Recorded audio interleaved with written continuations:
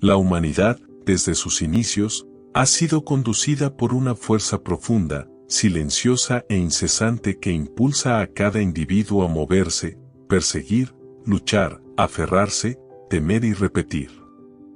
Arthur Schopenhauer, observador incansable del espíritu humano, reveló una de las verdades más incómodas. La vida está inevitablemente entrelazada con el sufrimiento, y este sufrimiento proviene del deseo constante.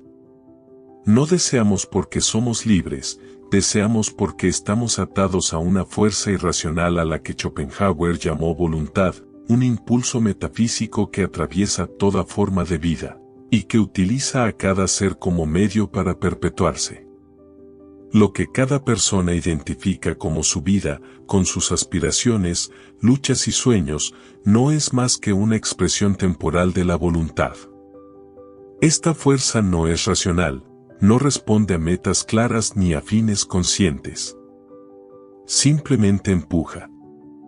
El individuo cree perseguir sus propios objetivos, pero en realidad es movido como un instrumento para que la voluntad continúe existiendo.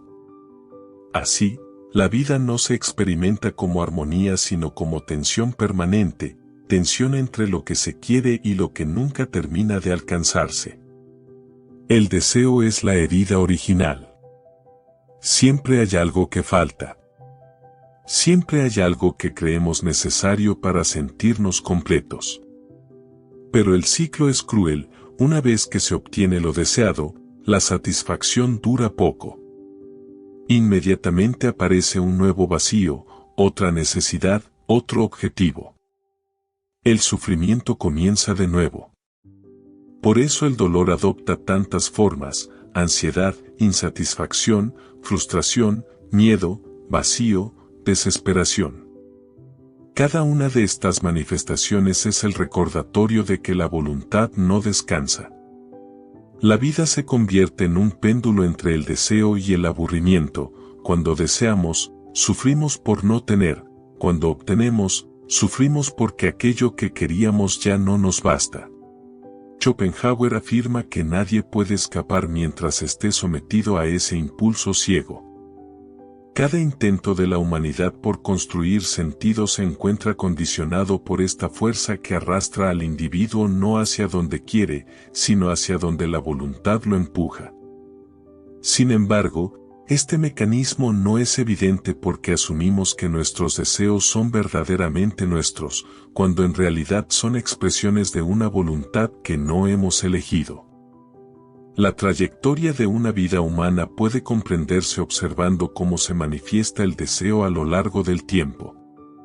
La voluntad adopta distintas formas según la etapa vital, pero nunca se extingue. Cambia de máscara, conserva su esencia. Schopenhauer describe este proceso con claridad: la infancia está llena de apetitos, la juventud, de aspiraciones, la madurez, de ambiciones, y la vejez, de temores. La infancia es el reino de los impulsos inmediatos: hambre, descanso, placer, curiosidad, el presente absoluto domina. No hay proyección, solo respuesta. El deseo en esta etapa es primario, físico, directo, se satisface y vuelve a surgir sin tregua. La voluntad se muestra en su forma más básica: crecer, absorber, afirmarse. En la juventud, la conciencia despierta y con ella la imaginación. Surgen las aspiraciones: estudiar, explorar, amar, ser. El futuro se vuelve horizonte y amenaza. La persona aspira a convertirse en algo, a alcanzar un ideal. Pero estas aspiraciones, cargadas de esperanza, también traen ansiedad. La posibilidad infinita es también frustración potencial. La voluntad impulsa hacia adelante, prometiendo una plenitud que nunca llega. En la madurez, las aspiraciones se transforman en ambiciones. Lo que antes era sueño se vuelve exigencia. Conseguir un trabajo, mantenerlo, adquirir una posición, construir vínculos, lograr reconocimiento. El deseo se vuelve estructurado. Cada meta alcanzada se convierte en obligación, la estabilidad se defiende con miedo. Incluso quienes obtienen lo que quieren descubren que no hay reposo. Aparece el deseo de conservar, de ganar más, de no perder. La voluntad se sofistica, ya no empuja, ahora estruja. Finalmente, en la vejez, cuando el cuerpo pierde fuerza y el futuro se acorta, la voluntad adopta la forma del temor. Los apetitos han disminuido, las aspiraciones se han apagado, las ambiciones se han reducido. Lo que queda es el miedo, temor a enfermar, a ser olvidado, a perder lo poco que queda, a la soledad, al final. La voluntad ya no impulsa hacia más, ahora se aferra a lo que todavía es. El mayor miedo es la muerte, porque representa la disolución de la forma individual, aquello que la voluntad utilizaba como vehículo. De esta manera, el deseo nunca descansa. Cambia de rostro, pero conserva su esencia, querer sin cesar. Esta dinámica, según Schopenhauer, es universal. Nadie puede escapar mientras esté identificado con su propia voluntad individual.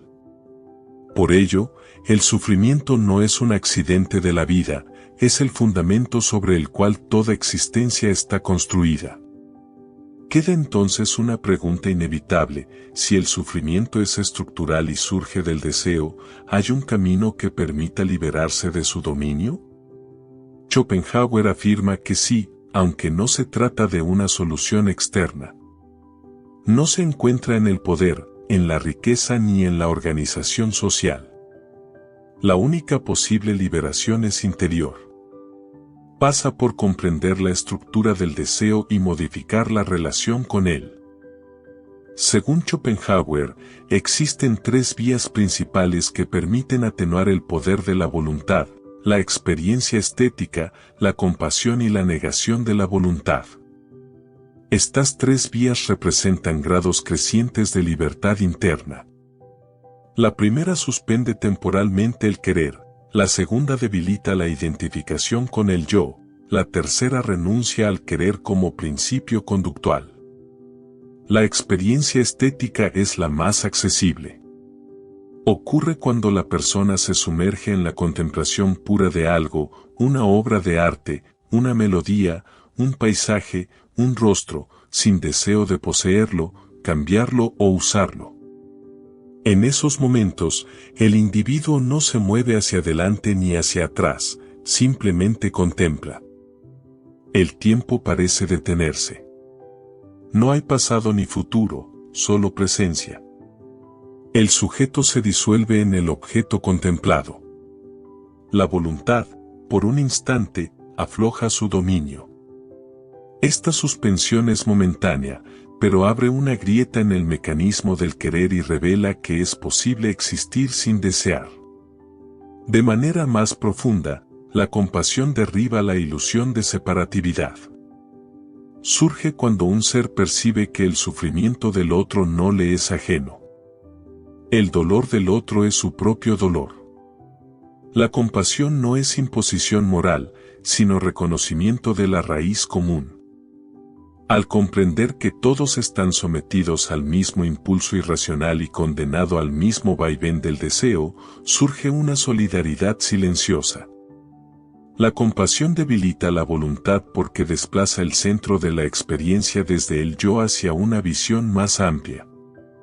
La identificación con el yo, que es la base del deseo constante, empieza a desintegrarse. Esta vía no elimina el sufrimiento, pero lo dulcifica. La negación de la voluntad es el camino más radical y, para Schopenhauer, el más cercano a la verdadera liberación. No es renuncia violenta ni negación obligada. Surge del conocimiento profundo de que todo querer conduce finalmente al sufrimiento. Cuando la persona comprende esta verdad no solo intelectualmente, sino existencialmente, empieza a soltar. No lucha contra el deseo, simplemente lo deja caer. La vida continúa, pero ya no es impulsada por el ansia de satisfacción. El individuo actúa, pero sin aferramiento. Ama, pero sin poseer. Observa, pero sin querer controlar.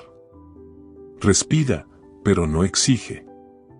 Esta renuncia, aunque silenciosa, transforma la existencia por completo. La vida exterior puede parecer igual, pero la interior se ha liberado. El mundo sigue siendo mundo, con su belleza, su dolor, su incertidumbre, pero el individuo ya no es esclavo de la voluntad. Ha descubierto un reposo que no depende de circunstancias externas.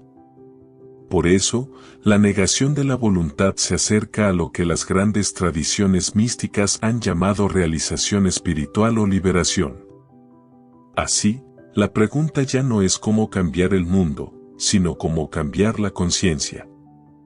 La historia humana demuestra que cada avance trae nuevas formas de deseo, nuevas metas, nuevas frustraciones. Ninguna transformación social puede abolir el sufrimiento mientras el individuo siga gobernado por el querer. Cambiar las estructuras externas solo cambia la forma del dolor, no su esencia. Por ello, la solución no es revolución externa, sino claridad interna. Silencio interior. Aceptar la naturaleza del sufrimiento no significa resignarse. Significa ver. Comprender que los deseos surgen, pero no es necesario obedecerlos. Que los impulsos aparecen, pero no tienen por qué manejarnos. Cuando la persona deja de creer que cada impulso debe cumplirse, experimenta una libertad nueva. Una libertad que no consiste en elegir entre deseos, sino en no ser dominada por ellos. En este punto, la relación con la vida cambia. El amor aparece, pero sin desesperación. El trabajo se realiza, pero sin esclavitud. Los vínculos se construyen, pero sin posesión. La muerte se acerca, pero sin terror.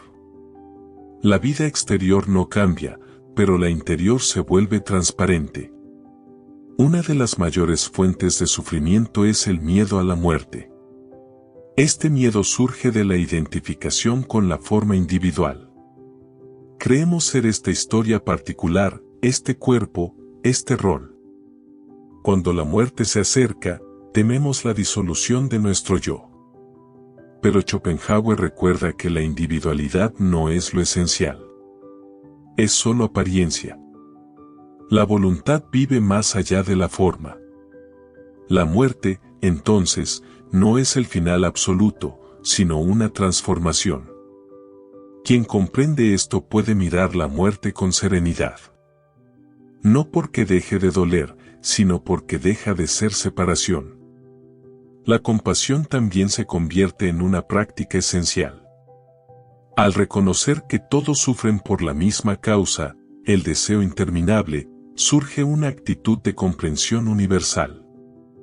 No se trata de salvar al mundo, sino de acompañarlo. La humanidad no puede eliminar la voluntad, pero puede suavizar sus efectos mediante el reconocimiento mutuo.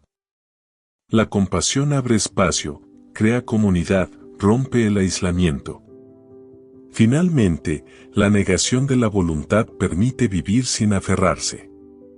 Puede vivirse entre otros, amar, trabajar, hablar, caminar, sin quedar atrapado por el querer.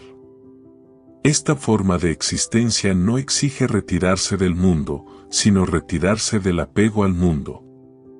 La persona sigue viviendo, pero su centro ya no es el deseo. Su paz no depende de logros, posesiones o reconocimiento.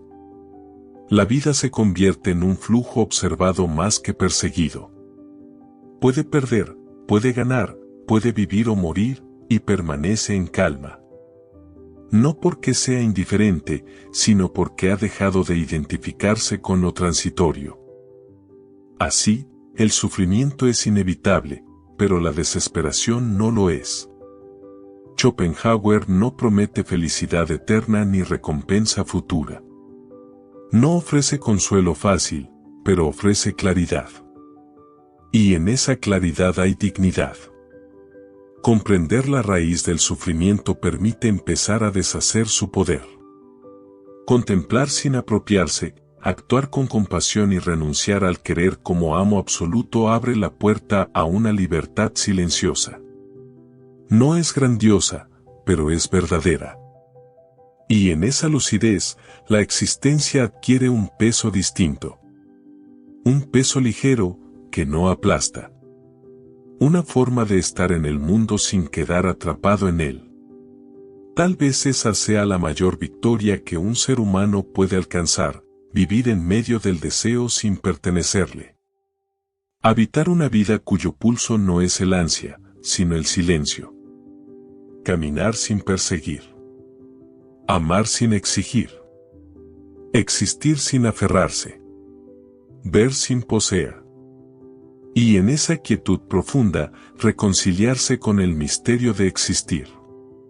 Si esta reflexión te ha resonado y deseas conocer más sobre estas ideas y su aplicación en la vida cotidiana, te invito a suscribirte al canal y activar la campanita para acompañarnos en nuevas exploraciones sobre Schopenhauer y otros pensadores que nos ayudan a comprender la oscuridad y a atravesarla con lucidez.